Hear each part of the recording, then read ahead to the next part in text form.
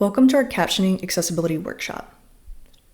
Today we're going to cover what captions are, captioning requirements, frequently asked questions about captioning, and where to contact third-party captioning vendors.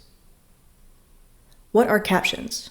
Captions are an accurate text representation of a video's audio content. In order for your captions to be compliant and fully accessible, they must match the audio exactly. They need to be accurate, which includes accounting for correct spelling, capitalization, and punctuation. Your captions need to be in sync with your audio, and you'll need to make sure that your caption file has important non-dialogue sounds, like doors slamming and phones ringing. There's a difference between captions and subtitles, but you might hear the terms used interchangeably. Captions are a text representation of the audio content and are going to be presented in the same language as the audio content. So, for example, I'm speaking English in this presentation, so my caption file will also be in English. Subtitles are a translation of the audio content, so they will be presented in the language that is different from the audio of a video.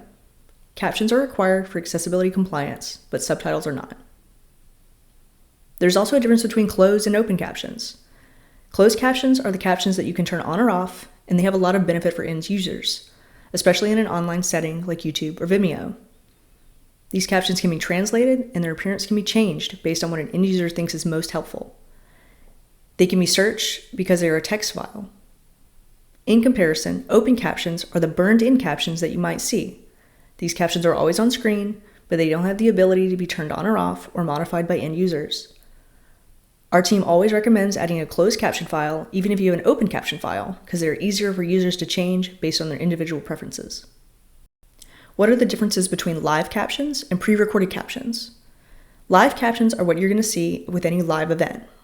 These captions are written in real time by a transcriptionist, and they're making these captions very quickly. Because of this, there are typically some errors in spelling, accuracy, punctuation, and clarity, and they're going to be delayed with the audio. A telltale sign that captions are built for a live event is that they're in all caps. What most of us are going to be working with are pre-recorded captions, which means that the caption files are added after the video itself has been made. For these, it is required that they are fully accurate and they are in sync with the audio. Because live captions have errors and are not in sync, they cannot be used for pre-recorded captions. When writing your captions, it's also very important that you include speaker identifications and let your audience know who is talking. It is required that you add these in when it is not clear who is speaking, when the speaker is off screen, or when a new person starts speaking. When in doubt on if you should add a speaker ID, just go ahead and put it in. On the right side of the screen are a few examples of speaker IDs from Berkeley videos. The standard way to incorporate these is to add the speaker's name in all caps and then add a colon. If you don't know a speaker's name, you can describe them with another identifier. Some examples are student, audience member, and professor. There are lots of these that you can use. It's best practice to steer away from gendered language to describe people and to add a numerical if there's more than one unidentified speaker. So student 1, student 2, student 3. Auto captions are not accurate enough to be considered accessible. In fact, videos with auto captions are seen as not having a caption file at all. These captions are AI generated and are really helpful in getting started in the captioning process because they can do most of the heavy lifting for us, but they do need quite a bit of editing from a real person to make sure that they are correct.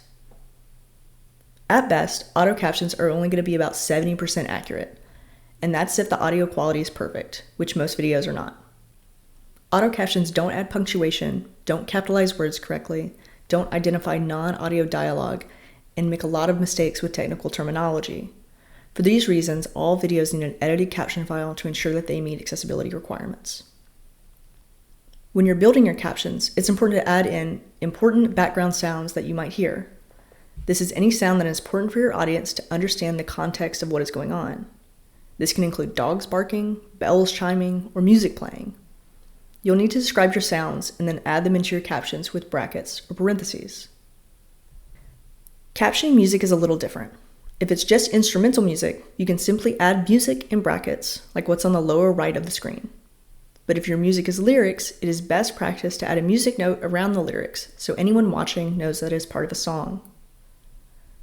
Sometimes you'll have a video with no audio at all, and that's perfectly fine, but you'll still need to add a caption file so your audience knows that there's no sound involved. This can be as simple as adding brackets with no sound written inside. What do you do with all the ums and ahs that come in a caption file? This is the one exception to the verbatim rule. You're allowed to clean up a caption file and remove filler words if it is needed to improve the readability of your captions. You still must absolutely maintain the message of your audio. This does not mean you can summarize or remove content, but you can clean up those extra ums that are in your file. Your caption file needs to be the same language as the audio. If your audio is in English, your caption file should also be in English. If your audio is in Spanish, then your caption file should also be in Spanish. In this example, a video has been produced with the same content in both English and Spanish. The English language video is captioned in English, while the Spanish language video is captioned in Spanish. If your department or unit has the resources to outsource your captioning, you can hire a third-party vendor. Our department recommends using 3Play Media for post-recorded captioning and Aberdeen for live captioning. We also have a page on our site listing our recommended third-party accessibility vendors. You are not required to use these services to caption your files, but they can be helpful. Finally, here are some additional captioning resources, including a link to our departmental site, the DCMP standards, and the WCAG standards for pre-recorded audio.